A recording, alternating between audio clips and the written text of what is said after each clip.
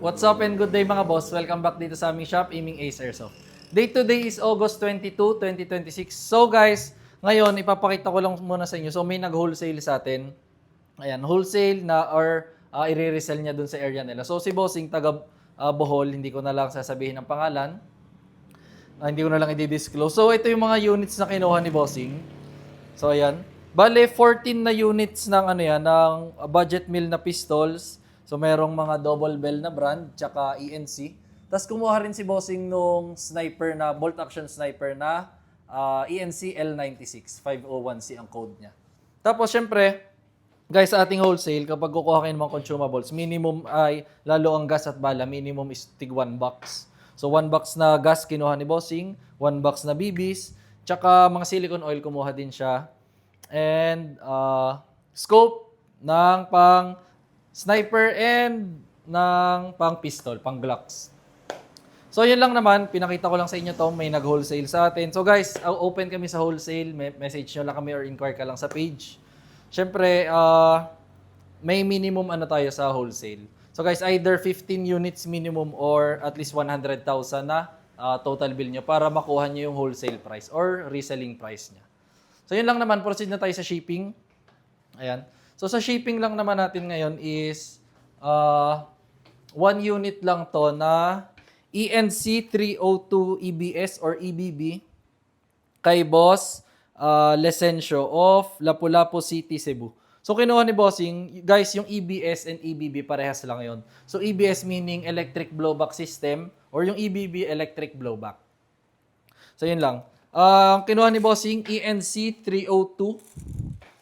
Ayan. So full metal guys, ang electric blowback, kinakasa siya, parang pinagsama siyang gas type tsaka battery type na rifle. So kinakasa din siya. Ayan, meron siyang blowback or meron siyang recoil. Full metal, metal tong handguard, metal din tong receiver. Ayan. Then adjustable tong buttstock. Guys, may kasama na nga rin pala tong battery and charger. So guys, LiPo battery yung kasama ha, maganda. 11 volts na yon, hindi yun yung stock lang or 9 volts. Ayan. Classic lang. Ito yung M4 na CQB. So, ito yung kabilang side. Pakita ko na lang din sa inyo yung markings. Complete license markings yan ng ENC. Ayan, naka-engrave siya. Tsaka napaka-pulido ng markings. Lalo pag makikita nyo yung personal. So, ayan lang naman. Try na rin natin tong unit. Ayan guys. So, yung magazine, may bala na yan. Then, syempre, ikakasa natin siya. Ayan. Kasa. Hatak lang, then bitaw. Ayan. So, ready to fire na. Then, ito yung selector. Safe, semi, and full auto. Try natin ang semi-auto. So, guys, makikita nyo yung blowback nito.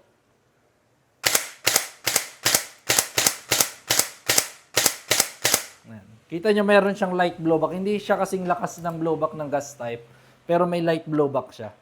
Try naman natin ang full auto.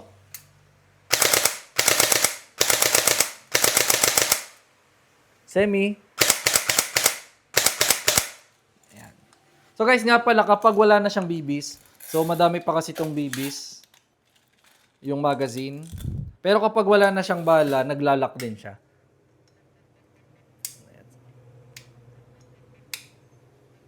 So, nag-activate yung kanyang ETU. May ETU din kasi ito eh.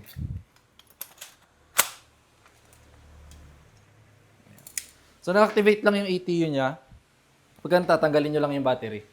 Kaya hindi siya. Pero naglalak yan. Pag siya yung nag-lock, itong bolt niya, naglalak din.